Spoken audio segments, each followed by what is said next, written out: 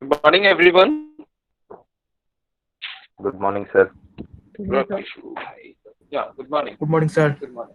Am Good I morning, audible sir. enough? Yeah, good morning. Am I audible enough? Yes, sir.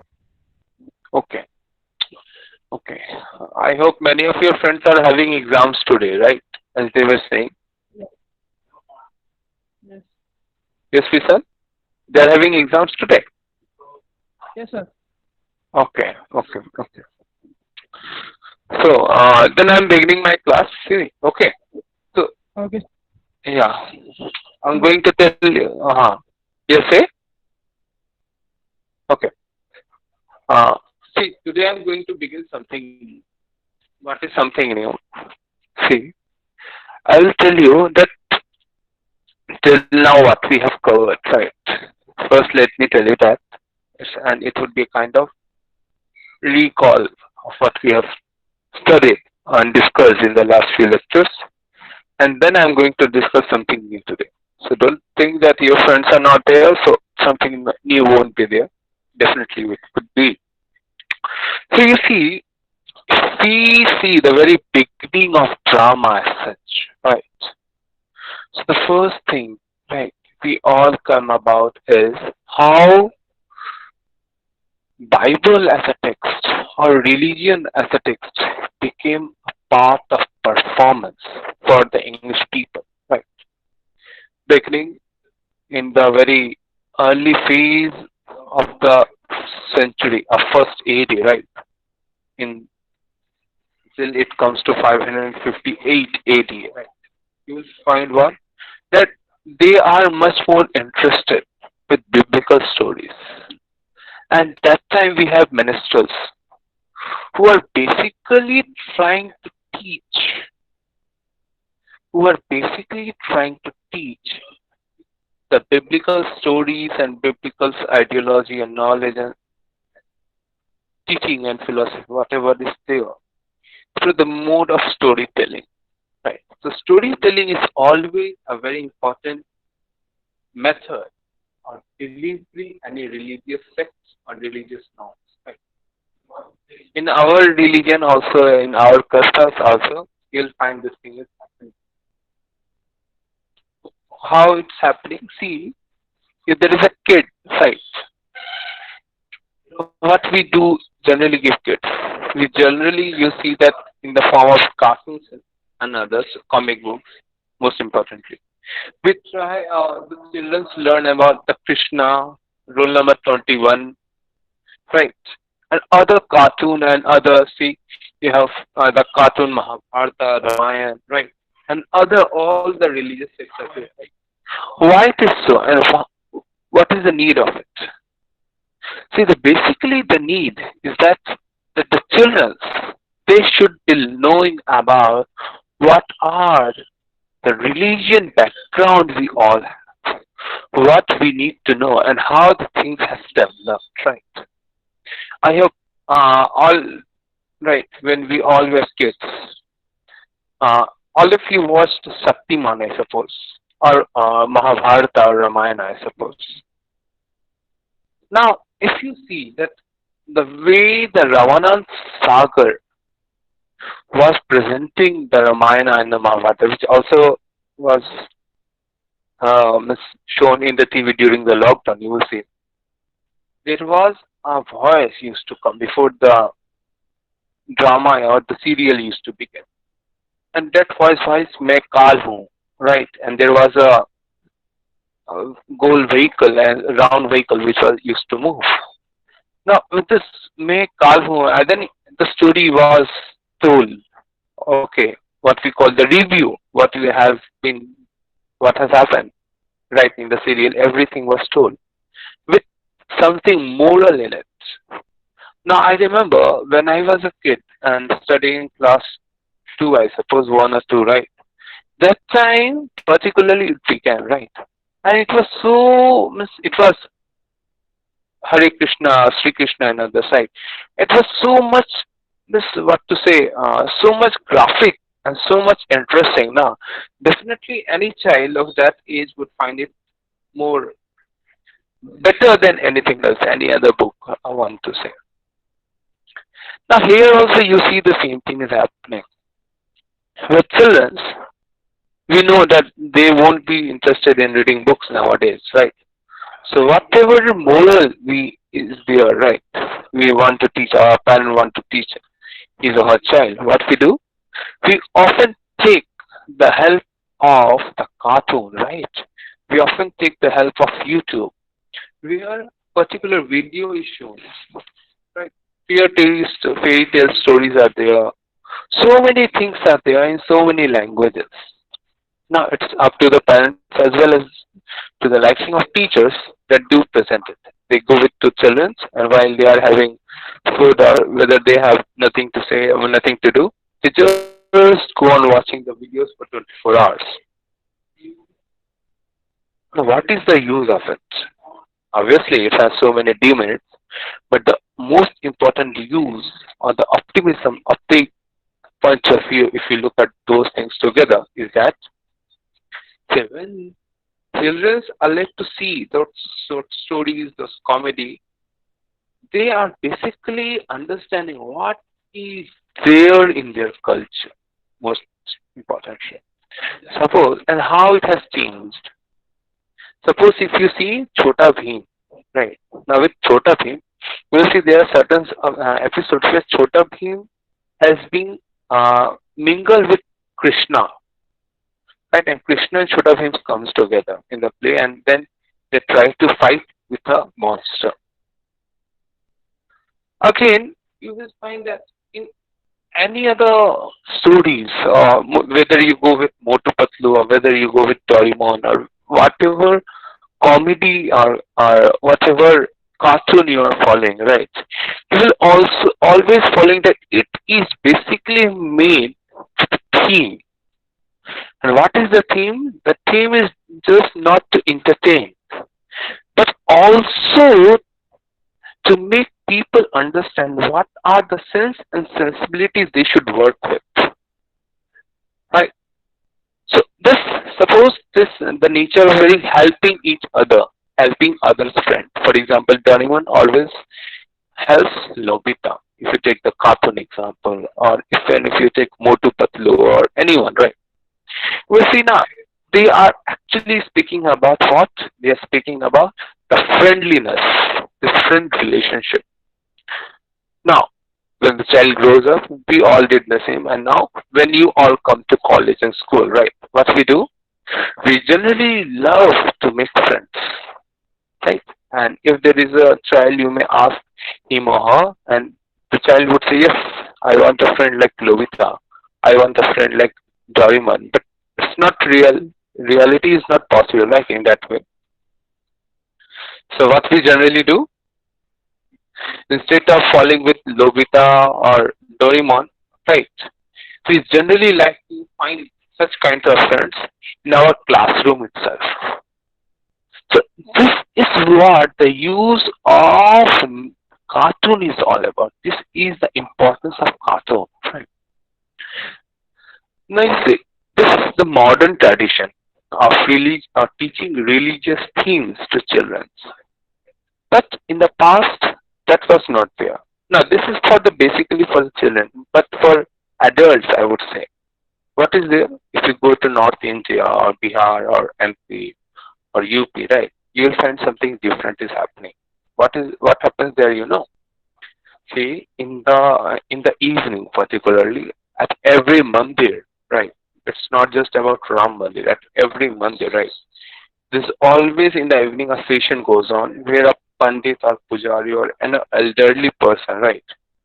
He opens a Ramayana and he reads some pages, right? Some story, some adhyay we say, right? And he not just reads it, he also tells the story because everybody cannot understand Sanskrit. So in the order of telling what is there in the Sanskritic text of Ramayana, what they generally do is they implement the very knowledge, they imbue the very knowledge, they immerse the very knowledge of Ramayana, the very religious text into the mind of those adults who cannot read or write or who are not interested in reading Ramayana in Sanskrit version. Now, in this way, you see, storytelling is actually a form of making you more religious sentimentally and aesthetically too. Now, during the 1500 AD, the same thing happened in England. What happened there? They are the ministers, most importantly. Okay. They are the ministers in the church. They used to read biblical texts or Bible itself. Now, when they were not just reading Bible, they also used to interpret some of the interesting stories in order to make themselves understandable about the religion itself, what is there and what is not. But as time passed, people, the gathering of the people became much more, right? The thing was same, but the gathering, the population become huge. More people become interested. So as a result, what happened? From the church in the close forum, they came out from the church, and there always you have some boundary, right? Some boundary spaces outside the church. Now the priest used to recite those stories in a more interesting way by moving hands, by his physical gesture, right? To the devotees, most importantly, even not just the audience, to the devotees. Gradually, what happened? They were not the people. The number get started to get reduced. Why? Because one cannot see the same story again and again, right? So as a result, what happened? Something new happened. The priest started to show something more. Now, what was something more? Now the minstrels use some lyre, Lyre, lyre. You know what is a lyre? It's very important. Okay, net also it comes. Lyre is actually a musical instrument. Okay, basically used by minstrels while playing the biblical songs or while reciting the biblical songs. So they introduced this musical instrument while reciting Bible itself. Later on, the taste got changed, and now they were more interested in portraying the life of those saints who used to alive earlier and tell the stories. Okay, the Christian saints, most important. And now the drama was divided into two halves. On the first half, right, we have the miracle, and the other half we have the mysterious. Can anybody say what is a mystery play and what is a miracle play? Yes, as I have discussed, I hope you all remember. So, what is a mystery play or what is a miracle play? Anyone?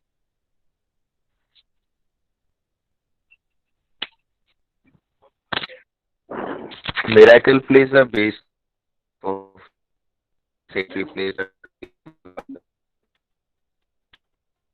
I'm not getting it, Prabaldeep, because of network. Can you repeat again? Sir, miracle plays are based on the lives of a saint, and mystery plays are taken from the Bible. Yeah, correct. Absolutely correct. So, this thing they started to introduce. Now, there were four cycles, UK, in the medieval period. Now, as per that cycle, they used to perform those things. You know. But other than performing, it has to be something which must be very adventurous. Now, miracle plays particularly, right, which were based on the life of saints, you would find that there are some adventurous element introduced with it, right? And therefore, the people, they are more likely towards engage towards the miracle play, which were based on saints' life, particularly. There is a very important text, you know. The name of the text is Sir Gawain and the Green Knight. It's very interesting. I hope you all will love to at least read it through Google or somewhere, right? In the Wikipedia and others. Britannica. Now, what is there with the Sir Gawain and the Green? See, saints are not normal human beings. So, if saints are not normal human beings, that means the monster, okay, the villain, they would also not be a normal human being. So, the theme would also not be a normal one. So many mysterious, so many miracle, so much magical theme got introduced together. And then we have an example of Ancient Relay or Sir Gawain and the Green Knight. Now, in this story, the Sir Gawain and the Green Knight, you will find Sir Gawain, right, who is there in all, who is a knight, and he is there to defend everyone, to protect a lady love, and Sir Gawain is there to cheat. Now, in this way, the story begins, and I want that you all should read it by own. That will make the story much more interesting. Now, moving further with miracle and the mysterious place, right? What happened later on? See, during the medieval period, the miracle play, it got much more advanced, and it got introduced to so many other theatrical activities. For example, the first thing which was introduced is interlude itself. Now, what is the interlude? As I've told you that during the drama presentation, right, it was very important to play according to the public interest. Why it was important? See, as I told you, the medieval period, which we call the Dark Age, was actually not a dark age. It was a period where the capitalism started to develop. It was the period of the progress of capitalism itself.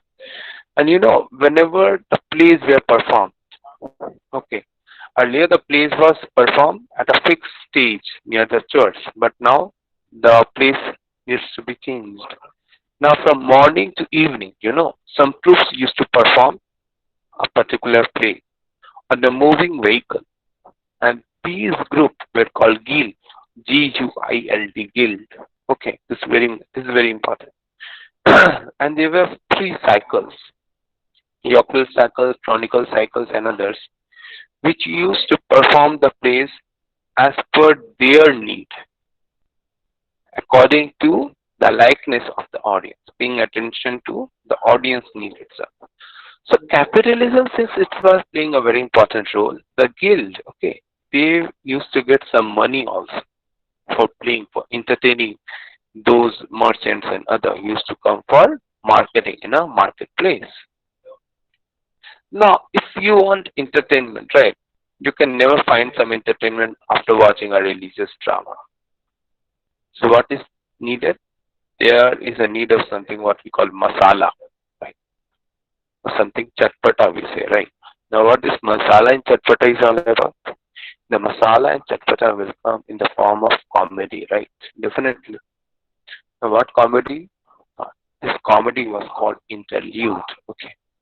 And this interlude was play. Suppose a play is being performed, and in between that play, some interlude, some comic events are shown.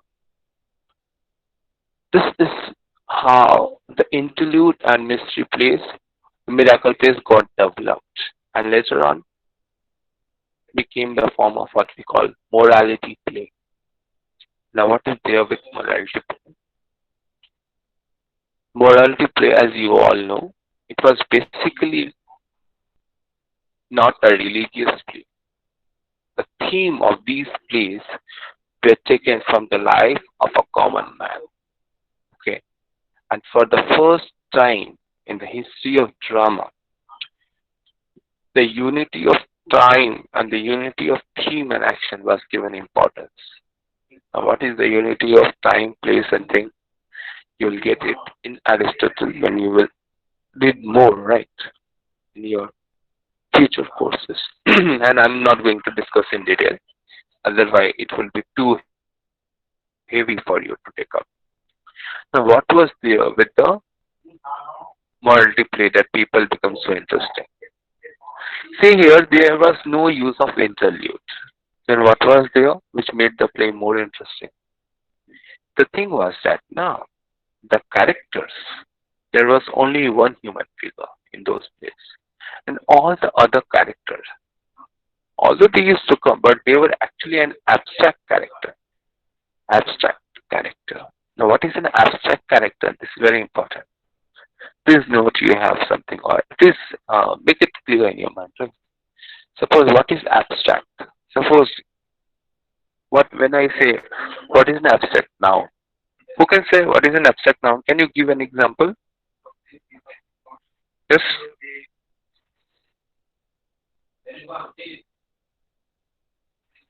Give some examples of abstract nouns. I hope being a student of MA, yeah, Happiness, sadness. yeah, happiness, sadness, okay, anger, wrath, greed. These are the examples of abstract noun. I hope being a student of MA, you all would be knowing all this. I don't need to repeat these things, right? You know, with the morality play, this abstract noun or this abstract element, they came as a character. Suppose happiness is a character in a play, everyman.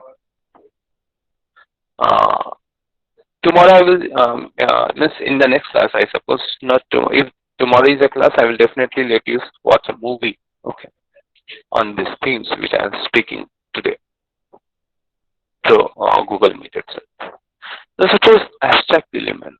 So suppose happiness comes as a character. Sadness or wrath comes as a character.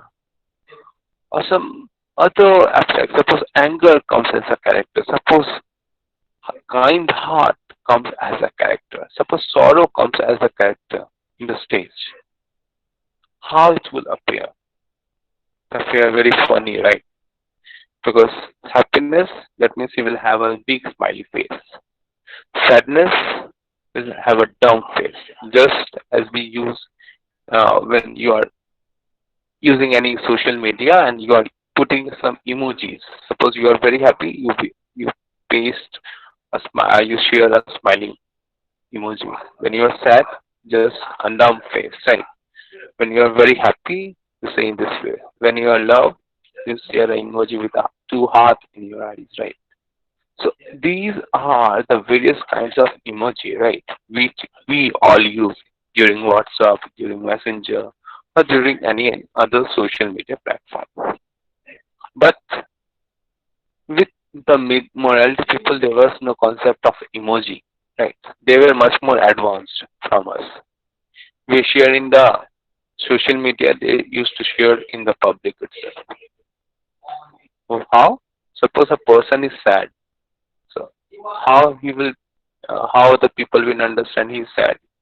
He'll behave in the same way, but he will have a friend whose name is sad itself, sorrow itself, and he will have a face, of course, a makeup face, right?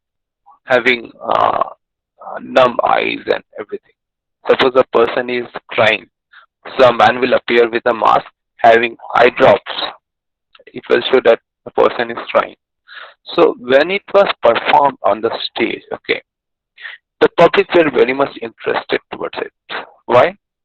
First thing is that it was helpful to understand the very it was helpful to understand the very this mental condition of the character which the theater artist wanted to show. And second, it was very important to have a comical element in so that the people or the businessman or the capitalist group who has funded that particular dramatist troupe, his or her intention must get satisfied with it. Okay. So this was basically the reason why morality play become very successful. Okay. It's a very important thing. The second, it will be helpful for you when I will teach Ben Johnson, okay, in more detailed way. The second thing is that now with morality play, the time also get much more advanced, And then during the 15th century, after the fall of Constantinople, you see, the people, they are there is a freedom of knowledge itself. You have so many scientific discoveries, you have so many foreign invasions, you have so many what to say exploration, science, everything becomes so very lucid and so many that means what I mean to say that now the area of exploration and the area of exposure becomes much more graphite, much more huge. So with the drama, the same thing happened. And now the dramatist, okay, they also like to follow some some classical model. And the best classical model, right, we have is that of Seneca. Okay, Seneca has always been a very great classist model for the English people to follow. And they followed this Senecan model. And then we have the first drama. That is a tragedy, most importantly. And the first tragedy is Gorboduc, as I have told you, right? This is the first English tragedy. Who is the writer of this tragedy? Gorboduc, I told you to find it out in the last class. Who is the writer? Yeah? Sir, it was jointly written by Thomas Norton and Thomas Sackville. Yeah, correct. Absolutely correct. It's jointly written by Thomas Norton and Thomas Sackville. And to make it more important, when you are noting it right, please note which act was written by whom. In your UGC name, this is the next question which comes. That how many acts were written by Thomas Norton and how many acts was written by Thomas Shadwell? Right? So this is the next thing. Yeah. Okay. Anyway, very good, Prabal. Now,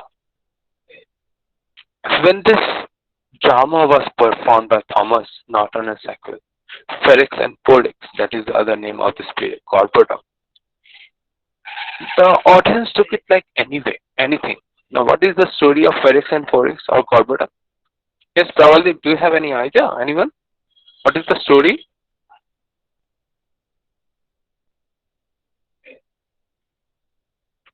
Okay. See, why the name is Ferrex and Porrex?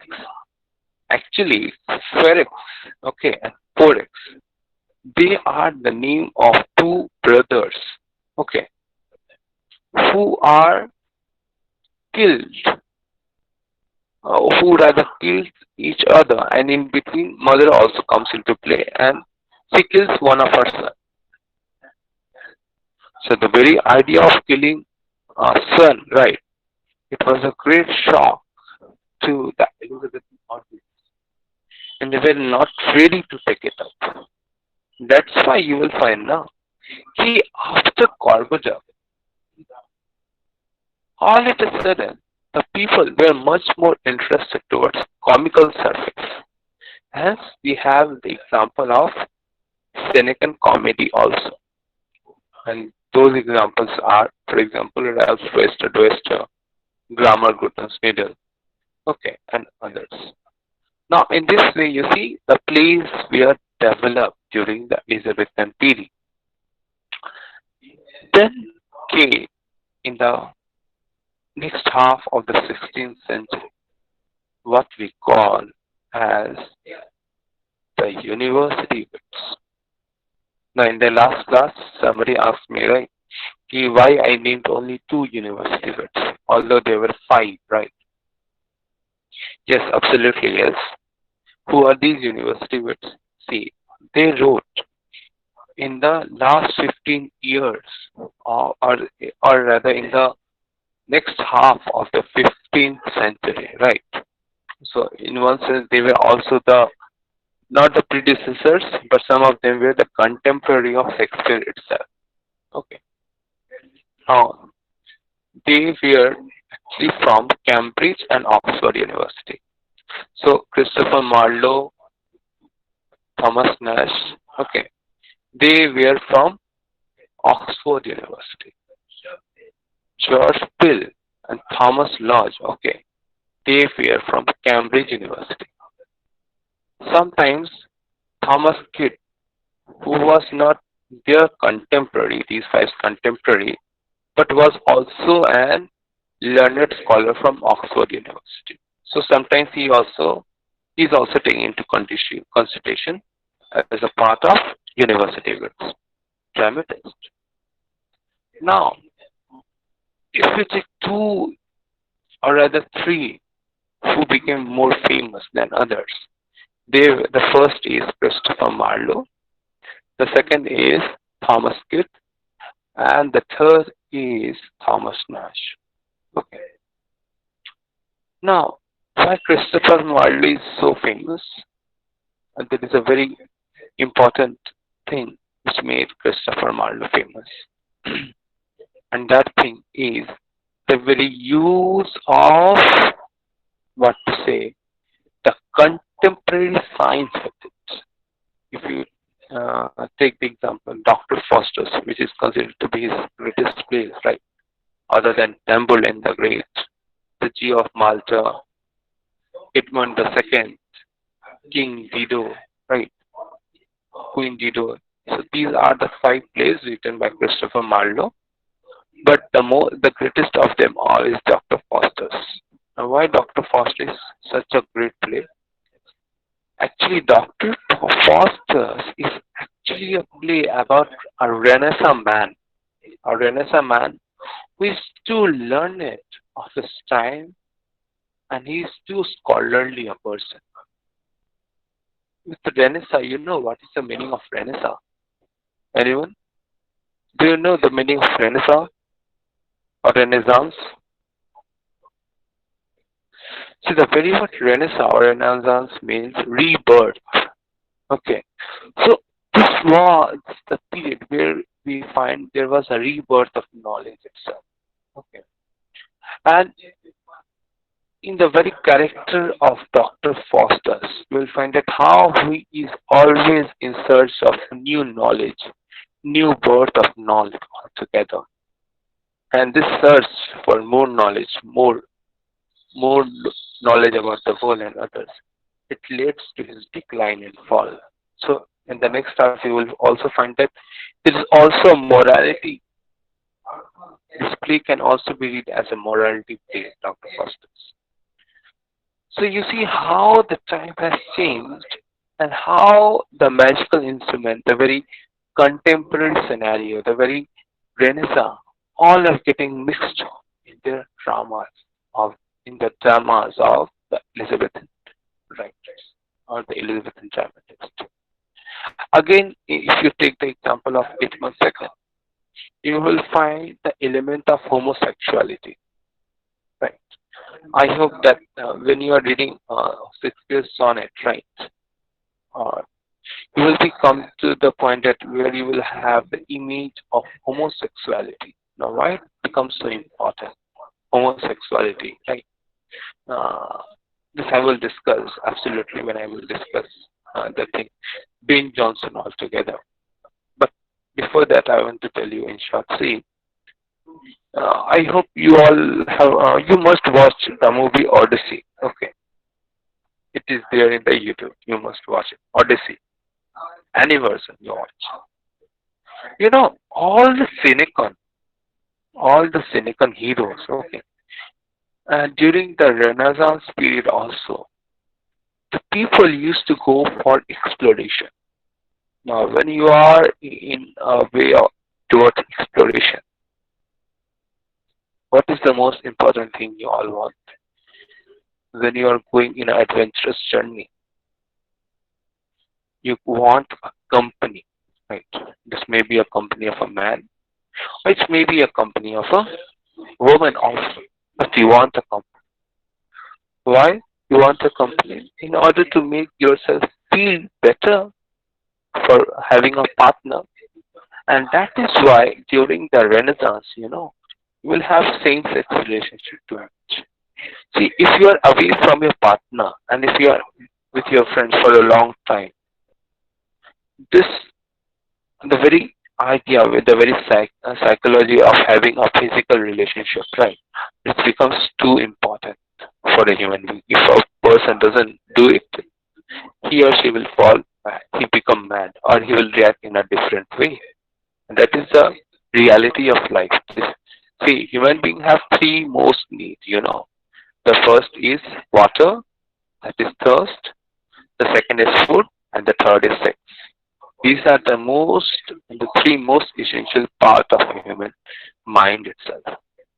Other things are there, but these three are the most important thing. So with the Renaissance, the same thing was there, and you will find the first impression of it in Marlowe's play Edmund II, where King Edmund is having a homosexual relationship with Gaveston, okay, who is just a minister. And later on, you will find that Gaveston is a person who is in company of so many boys who all are having the same relation. So that time, the same-sex relationship was not a disease. It was not a problem, which you have understood at present time. So let's come back. Now you see that this Marlowe, he was so much Renaissance phobic in the sense that his play has so many things to speak about. In the same way, you will find other university words, okay, and they are also trying to do something or the other. For example, if you go with Thomas Nash, okay, and his play on Jack Wilton. Jack Wilton is a very important uh, drama in that sense. That is not drama as a whole. It was in form of novel itself, and that is why it's called picaresque novel. Now, in the next class, I will discuss more about what is a picaresque, and I hope you all will fall in love when you come to know about picaresque, right? So till now, this is what I have to discuss. So if you have any question or any doubt, you may ask. Yeah.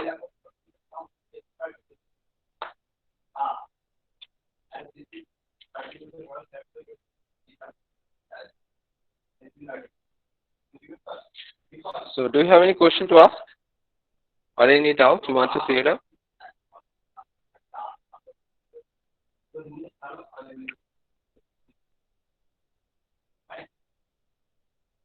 Okay, then I would take your attendance. Your silence would be taken that you have understood. So let's come back. Okay, Dibakar Talapatra, Present, sir. Kubrajit Datta, Yes, present, sir. Acha, Divarna Dev is absent, Rupak Chandranath absent, Papia Chaudhary absent, Tuhin Kanti absent, Akshun Dev Burma absent, Sukant Nath, Prabal, Dweep Dev Burma, Prabal, Sukant Sinha, Present, sir. Sukant Sinha, Rajesh Shakma, Present, sir. Present. Abhinav, okay, Rajesh is there. Abhinav Chakrabarti is absent. Saurabh, absent. Vishal,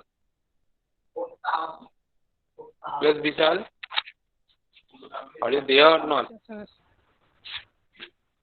Okay. Vishal De, Yes, sir. Present, sir. okay. Anisha Shagma, absent. Sushmita Dev, Ranjani, Razina De Burma, Yes, sir. Dhiman Chakma, he was there, okay. Yes, sir. Sanjay Tripura, okay, okay. Sanjay Tripura, okay. Shaptarshi Bhattacharya, absent. Subhit Thirish, absent. Emmanuel, yes, sir. Okay, Megha is there. Megha, Yes, sir. And sir, what about the syllabus? yeah, I will let you see once again. Don't worry. Bulti De Burma, Yes, sir. yes. Nivedita Das, absent. Okay.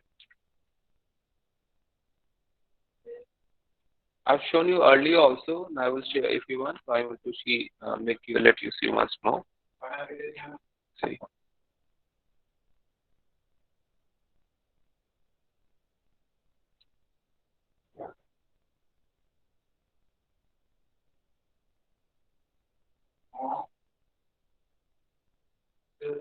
This is what you have in your syllabus.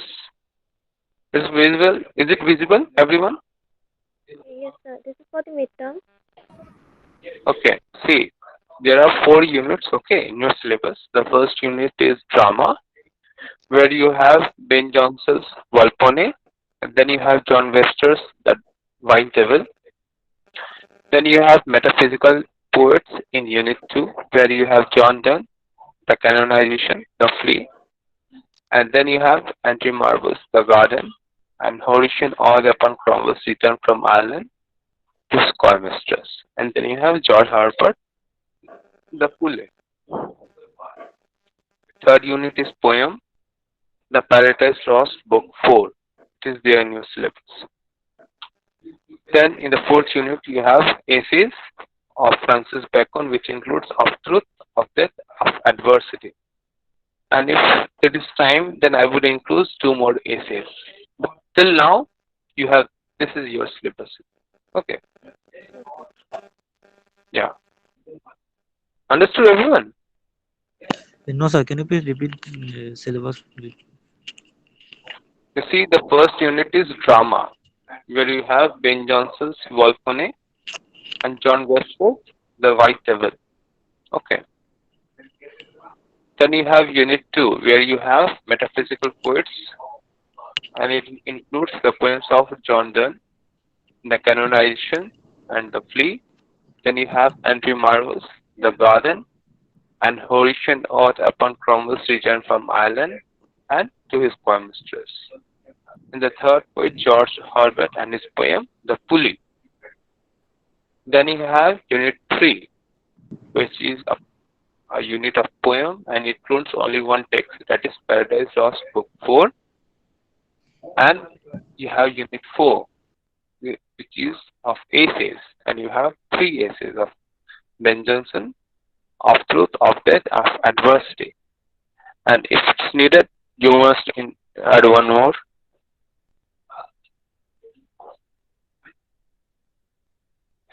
Of studies. So these are the 4 essays you are going to have under unit 4. Okay, that's fine. No more I would include. Of studies, of truth, of adversity. Okay, so these are the 4 essays. One poem, Paradise Lost, Book 4. Then you have metaphysical poetry, where you have John Donne and Marvel, George Herbert. And drama, unit 1, where you have Ben Jonson, John Webster, and his text, Volpone and The White. Understood? Now, if Volpone or the Everyman in His Humor. yeah, if you want, okay, you should buy and start reading Volpone by Ben Jonson and The White Devil by John Webster. Okay, Okay, you sir. should And be. the other 2 you don't have, you will not make, or in the next semester you will have to do. Yeah. The earlier, what? Say again? Repeat again. Sir, the other 2 dramas we will do in the next semester, or we will just skip. No. These are also the same. Okay, these are the Every Man in His Humor, The Duchess of Malfi. You are asking about these 2, right? Yeah. These 2 are also the drama by John Webster, but I am not going to teach it. I will just use it for cross-reference. Okay, so don't get confused. Yeah. In the next semester, this won't be your syllabus. You will have a new syllabus. Okay, so just concentrate on Volpone, okay, by Ben Jonson, and The White Devil. So you buy these 2 books, by Volpone, one on Volpone and the other on The White Devil. Okay, these are the books you should begin with. Okay, then eventually I will share you the metaphysical poets and other. So first begin with these 2. Okay, understood, everyone? Okay. Okay, so that's all I have for today's class. Thank you, everyone. We can leave the class, yeah.